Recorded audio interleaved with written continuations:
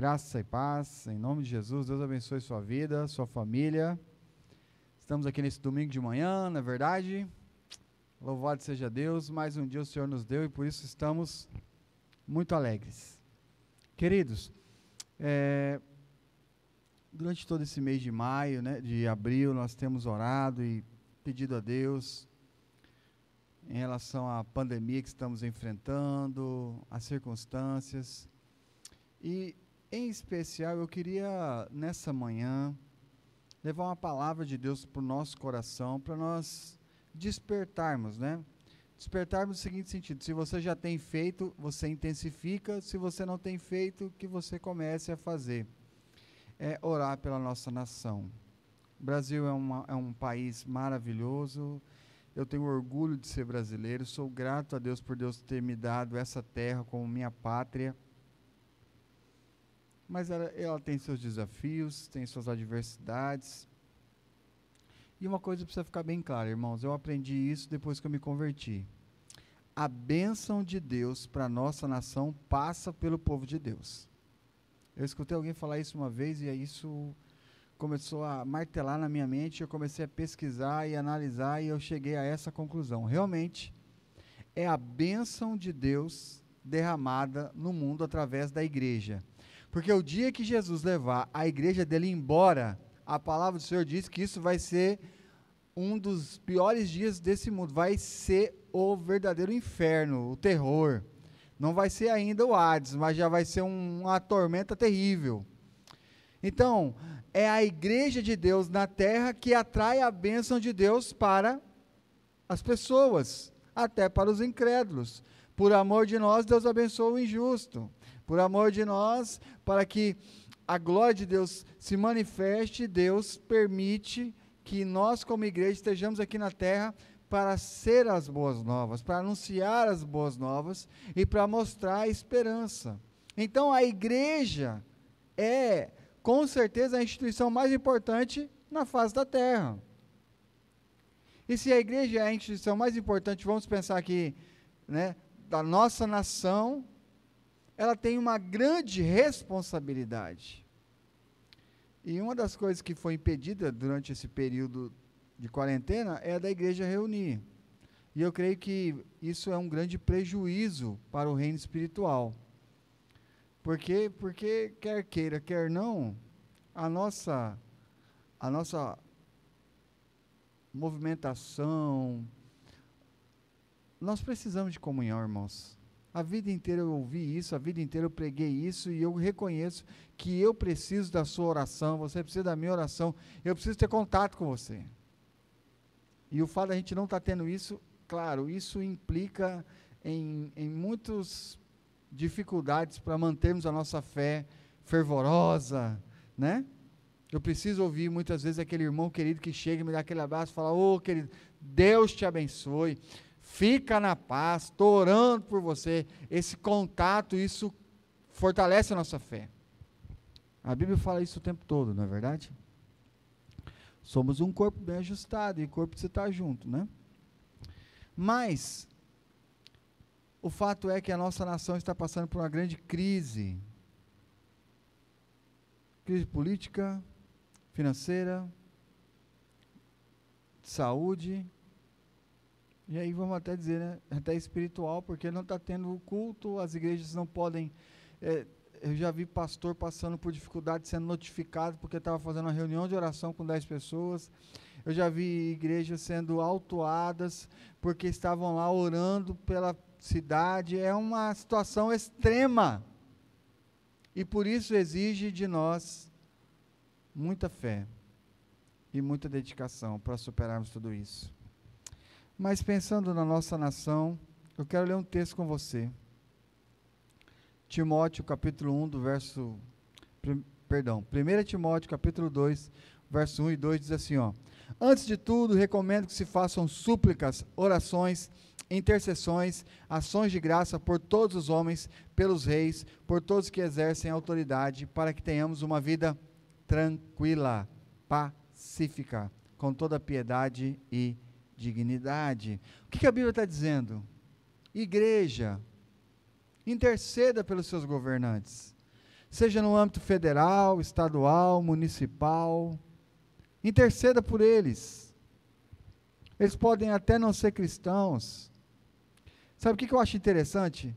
É que as pessoas se frustram muito rápido com a falha de um líder. Como se o líder não pudesse errar. Ei, ele é humano, ele vai errar, claro que ele vai errar. O problema é, ele errou intencionalmente. Esse erro dele tem como ser, ele teve a hombridade de reconhecer seu erro e voltar atrás. Ele errou tentando fazer o que é certo. Ele errou, mas está procurando reverter a situação. Essa é a questão, porque errar, quem não erra? Ora, só Deus, irmãos. Então a gente tem que parar com esse negócio de criar uma expectativa, porque o fulano de tal, esse é um ungido de Deus, ele não vai errar. Claro que ele vai errar. Todos os homens da Bíblia que eram ungidos de Deus, que fizeram um monte de coisa, erraram. Que dirá um político?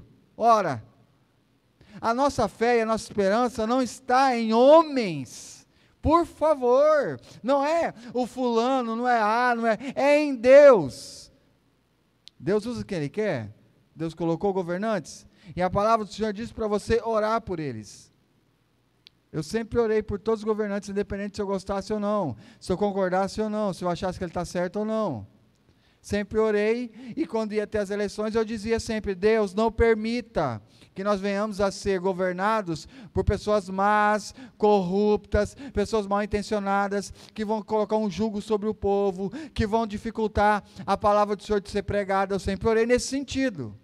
Mas uma vez que alguém foi eleito e está governando, o meu papel é interceder. Deus, dá sabedoria para esse homem, dá sabedoria para essa mulher, capacita, mostra a forma de fazer corretamente, para que possamos viver em paz. Então, quando um político erra, a sua visão não é esse cara não vale nada, esse cara é uma porcaria. Esse cara errou, como todo mundo erra. Tem misericórdia dele, Deus. Tem misericórdia de mim, porque o erro dele vai ser diretamente consequência na minha vida. Por isso que a gente ora, né? Para que as consequências não cheguem da gente. Cristão não tem que ter político de estimação. Não tem que idolatrar autoridades. As autoridades estão aí, merecem respeito, merecem ser valorizadas, merecem as nossas orações, mas a minha expectativa não está neles, não. Está em Jesus. Ele sim não erra, ele sim não falha, ele sim é perfeito.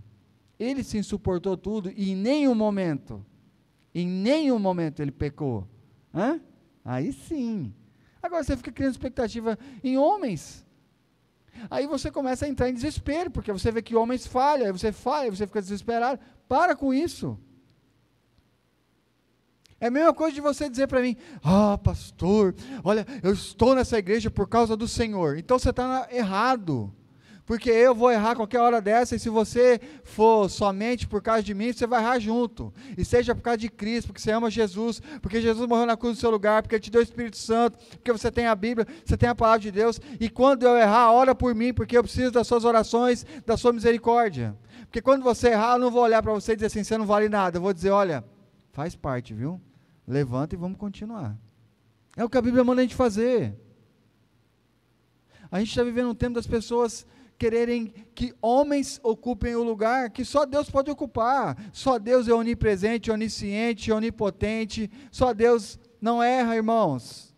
Então vamos orar e pedir para Deus ter misericórdia da nossa nação, para que esse espírito de confusão, de contenda, de briga, de intriga, que isso se amaine, que isso seja, diminuído, que se acabe, que haja paz, que haja harmonia, que todos sejam interessados no bem comum, no bem de todos, o bem da nação, o emprego, trabalho, ganhar o pão de cada dia, valorizar a família, coisas que são boas, comum para todos. Vamos orar por isso, irmãos. Vamos deixar de lado essa coisa, de ficar procurando motivo para falar mal de para que isso? Nem estamos em campanha. E mesmo que tivesse, uma vez um candidato me procurou para pedir meu apoio. Eu falei, você tem todo o meu apoio, eu vou orar por você e por sua família. E se for da vontade de Deus?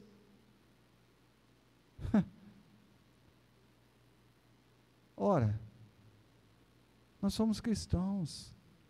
Se nós cristãos fizermos as mesmas coisas que as pessoas que não têm Jesus, que não têm a palavra de Deus, que não têm discernimento, fazem, qual é a diferença então?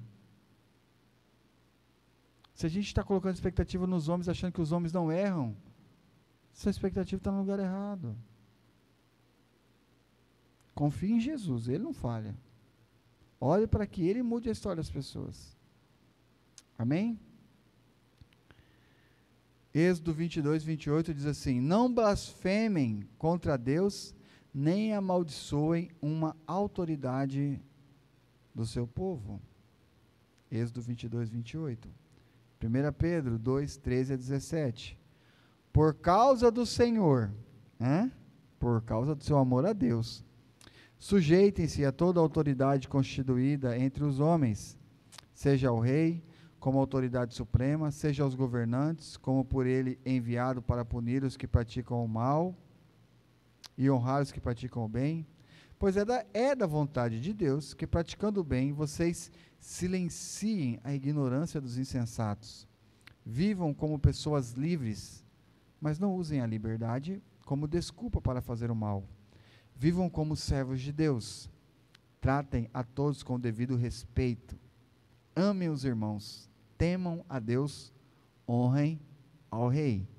Olha, que palavra, né? A palavra de Deus está ensinando a gente, irmão. Se a gente obedecer a palavra de Deus, vai dar tudo certo. Para de ficar inventando moda. Obedece a Bíblia. A Bíblia não erra. Tá bom? Eu gostei muito de Paulo escrevendo aos Romanos, quando ele fala assim, Romanos 13, de 1 a 2, todos devem sujeitar-se às autoridades governamentais, pois não há autoridade que não venha de Deus. As autoridades que existem foram por ele estabelecidas. Portanto, aquele que se rebela contra a autoridade está se opondo contra o que Deus instituiu, e aqueles que assim procedem trazem condenação sobre si mesmo. Romanos 13, 1 e 2. Romanos 13, 6 e 7 fala assim: por isso também que vocês pagam impostos, pois as autoridades estão a serviço de Deus, sempre dedicadas a esse trabalho. Deem a cada um o que lhe é devido. Se é imposto, imposto, se tributo, tributo, se temor, temor, se honra, honra. Entendeu? A nossa nação precisa de cristãos que tenham maturidade. Maturidade espiritual para entender o momento que nós estamos vivendo e ajudar a nossa nação a superar essa crise. Nossa nação precisa de homens e mulheres comprometidos com Deus, que não tem político de estimação. Não coloque sua expectativa em homens.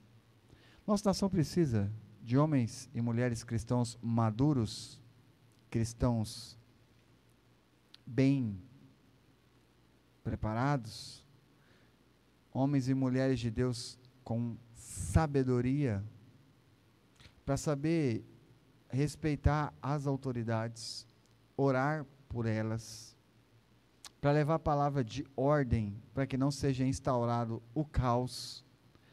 Nossa nação precisa de homens e mulheres de Deus que falem menos sobre política e ore mais pelos políticos. Nossa nação precisa de homens e mulheres de Deus que tenham sabedoria. Eu não estou dizendo que você não tem direito de expressar a sua opinião. Só estou dizendo para você que no meio de uma crise como nós estamos, quanto mais a gente polemizar, quanto mais a gente ficar questionando as autoridades, quanto mais a gente criar situações de desordem, pior vai ficar. A maior arma que eu e você temos é o nosso joelho no chão e a nossa fé em Jesus.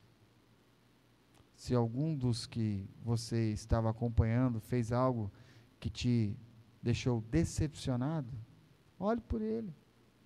Fala, Deus, obrigado pela vida desse homem, fez tantas coisas boas, ele cometeu um erro, ele falhou aqui ou falhou ali, tem misericórdia dele, abençoa ele, abre os olhos espirituais dele, e vamos em frente, irmãos. Nós não podemos parar, nós temos que continuar. Nós temos um Brasil para ganhar para Jesus, nós temos um Brasil para ser uma nação a maior exportadora de missionários do mundo vai ao Brasil. Nós temos uma nação para viver um avivamento extraordinário. Não podemos perder tempo com coisa pequena, não. Deus está no controle. Durante o dia de hoje, domingo, desde as 8 horas, eu estou aqui na igreja, até as 11 horas. A gente pode reunir até 10 pessoas de cada vez, todo mundo de máscara, não pode ter contato, para orar. A partir de segunda-feira, todos os dias, 5:30 da manhã, a gente vai estar aqui na igreja orando, orando, orando, orando, orando, porque nós vamos vencer. Porque Deus está no controle. Porque pode ter tudo que é tipo de abalo na economia, na política, na saúde, na igreja, mas Deus continua sentado no seu trono e Ele governa e Ele reina, porque Ele é Deus. Amém? Deus abençoe sua vida, Deus abençoe seu domingo. Hoje às 7:30 da noite, nossa live, pregação poderosa. Tema da mensagem de hoje à noite: põe a tua casa em ordem. Já preparando um aperitivo aí para uma campanha poderosa que nós vamos ter durante o mês de maio, mês que nós separamos para trabalhar a família. Deus abençoe seu dia, Deus abençoe sua vida, Deus abençoe sua família. Mais uma vez agradecendo aqui o irmão querido, amado, abençoado José, que nos acompanha. Deus abençoe, em nome de Jesus. Amém.